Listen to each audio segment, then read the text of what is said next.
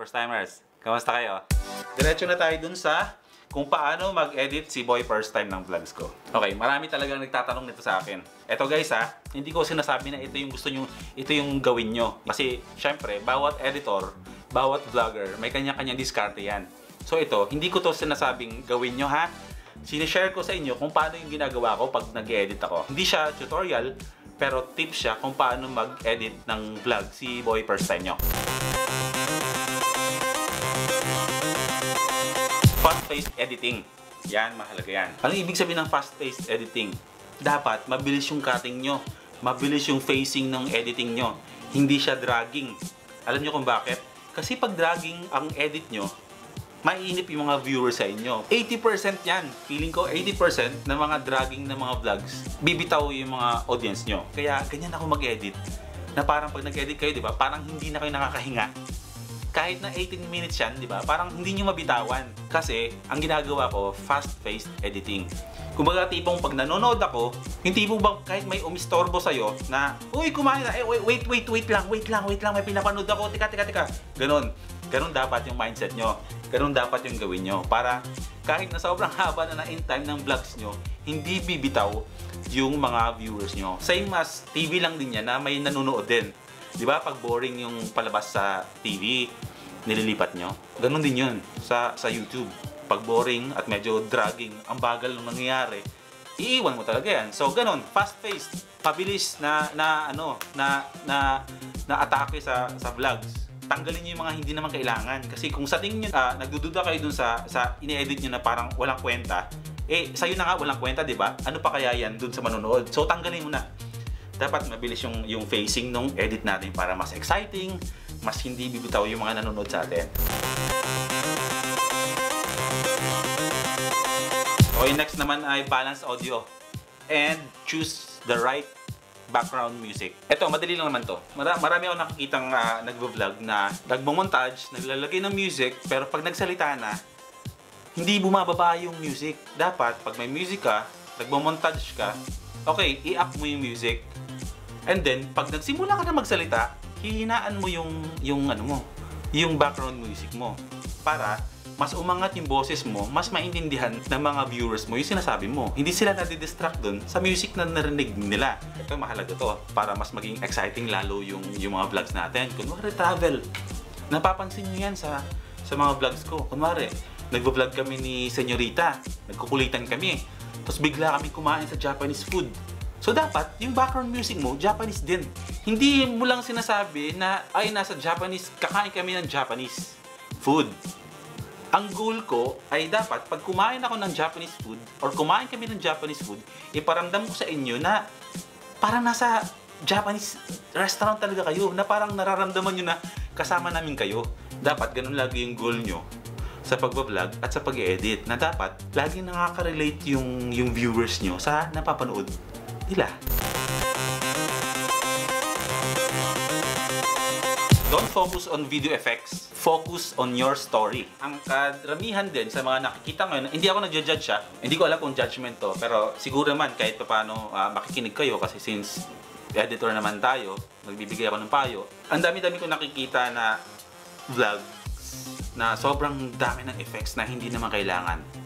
Nagsasalita ako para sa mga beginner ha.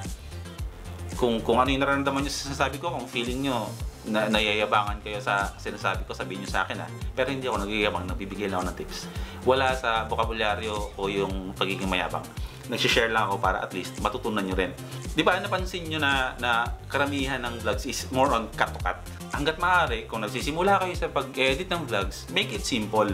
Kung simple lang naman yung story na gusto mong iparating, ay di simplehan mo lang. Kasi meron na kasi ngayong trend na the simpler, the better. Yun na yung naging trend namin dito sa ABS na hindi na uso yung pagandahan ng transitions, pagandahan ng effects na gagawin mo sa video yun. Dapat, pag nagsisimula tayo sa pag-vlog at pag-edit, make it simple, na hindi siya masakit sa mata ng mga nanonood sa'yo. Ako, hands up ako sa mga magagaling talaga mag-edit na may mga malulupit na transitions.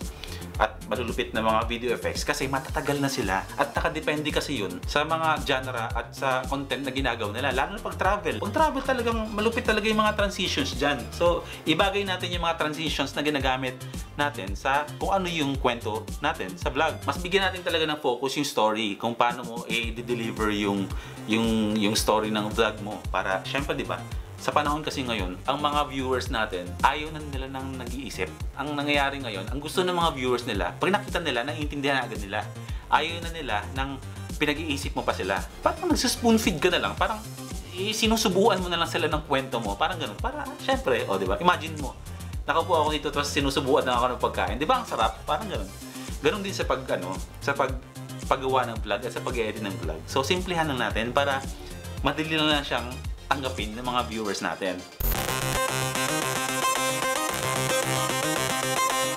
Short montage. Ito, ipagdidiinan ko talaga na wag kayong gagawa ng sobrang haba na montage unless kung nagta-travel vlogs kayo. Gawin nyo lang maikli. Kunwari, nandito tayo ngayon sa McDonald's. So, isang maikling montage na ng McDonald's na nakikita namin na alam namin na nandun ka sa lugar ng McDonald's. Para at least maramdaman namin na, oy, nasa McDonald's nga talaga siya. Pero sa ngayon na nagsisimula pa lang tayo, wag tayong gagawa ng sobrang haba na montage.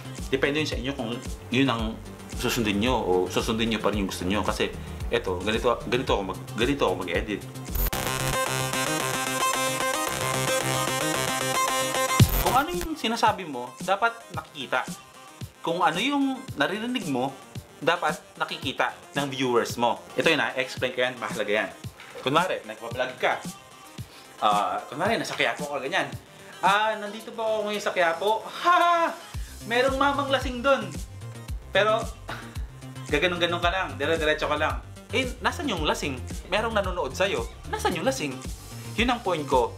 Kung ano yung sinasabi mo, dapat pinapakita mo. So, ang gagawin mo, ha! Nandito ako ngayon sa Quiapo. Ha! Merong lasing. Kunan mo ng video yung lasing. Okay? Para kasi, ang nangyayari kasi niyan, ikaw lang ang nakikita ng lasing. Ha! Hay, may nadapa. Or, ha, si ate naman, sobrang ganda. Ang kikit naman, ngumingiti sa akin.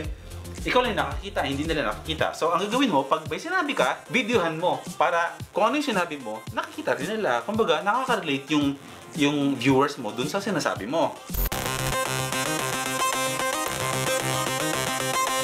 Paano ba mag-edit ng mabilis? Ganito ha, hindi ko to sinishare palagi sa ibang tao.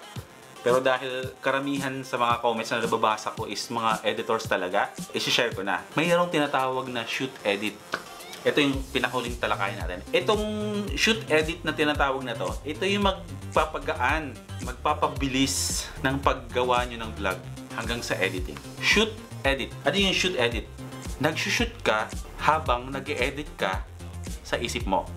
Shoot edit. Kumbaga, medyo komplikado siya, pero sana makarelate yung mga bagong editors dyan. Habang nagbablog ka, or papunta ka dun sa lugar, o kahit nandun ka sa area, meron nang nabubuong story sa isip mo kung paano mo siya aatake dun sa editing mo. Para bang kung ano yung ginagawa mo sa editing mo na parang natapos mo nang i-edit, ganun mo siya gawin sa pag-shoot mo sa labas. Sinushoot mo siya, pero parang nag-i-edit ka na. Para, pag nilagay mo na yun sa editing mo, sa timeline ng kung ano man yung ginagamit mong pang-edit dyan, para na siyang na-edit. Yun ang tinatawag na shoot edit kasi yung sequence ng pag-shoot mo, para mo siyang in-edit na. Kumbaga, sunod-sunod na siya. So, konti na lang. Kumbaga, raw pa lang ang nakalagay sa timeline mo, pero para na siyang na-edit. So, konting linis na lang ang gagawin mo. Kasi, dun pa lang, nalatag mo na yung buong kwento ng maganda. Kahit raw siya, may direction na yung gagawin mong editing para dun sa vlog mo. So, ang tawag dun, shoot edit. Avoid nyo yung mga shots na hindi naman talaga kailangan. Lagi nyong gawin, pag nagvo-vlog kayo, lagi nyong i-check yung mga material nyo. Pag beginner ka na nagsushoot, hindi mo kailangan mag-shots ng sobrang dami na hindi naman kailangan. Ang isushoot mo lang muna pag nagvo-vlog ka is yung mga kailangan mo lang talaga. Ang sabi ko nga, di ba, pag simple, mas maganda. Mas madali siyang intindihin. Mas madali siyang panoorin. So, ayun. Sana iningal ako. Actually, kasi sa totoo, hindi ako teacher. Hindi ako magaling magturo. Sabihin nyo sa akin, pag maganda ba yung in-explain ko, masyado ba siyang mahirap intindihin, parang ganun. Huwag kayong mahihiya ha, na mag-comment na kung ano yung sa loobin nyo dito sa mga na share ko na kung paano ako mag-vlog ha, paano ako mag-edit. Maging honest tayo sa mga nararamdaman natin. So ayun guys ha, sana nakatulong sa inyo itong mga pinagsasabi ko dito. Itong mga tips ko kung paano ako mag-vlog, kung paano ako mag-edit. Gusto kong makatulong. Gusto kong ma-share yung knowledge ko sa inyo. Kung ano yung mga natututunan ko dito sa ABS bilang editor. Gusto ko rin siyang ma-share. Simplahan nyo lang yung pag-edit muna ng mga vlogs nyo. Lalo na sa mga beginners. 7,500 na mga first timers. Lumalago yung channel na to. Maraming salamat. Kaya ayun, maraming salamat talaga sa suporta nyo sa akin. Hindi ko naman mararating yung pag-angat ng channel na yan kahit mababa pa lang tayo. Kasi may mga nagsusubscribe na sa atin. Maraming salamat sa inyo kasi hindi yan mangyayari kung hindi sa tulong nyo. Kaya ayun, sana supportahan nyo lang ako. Kung may mga kaibigan kayo, sa pamilya nyo, sabihin nyo na may boy first time kayong pinapanood. Ganun. Ano nyo, ibugaw nyo si boy first time. Ibugaw nyo sa lahat. Kaya ayun, maraming salamat. Magkita-kita na tayo ulit sa susunod ko ng video, ha? Siguro, basta kasama na natin si Senyorita nun. Ha? Sige, maraming salamat.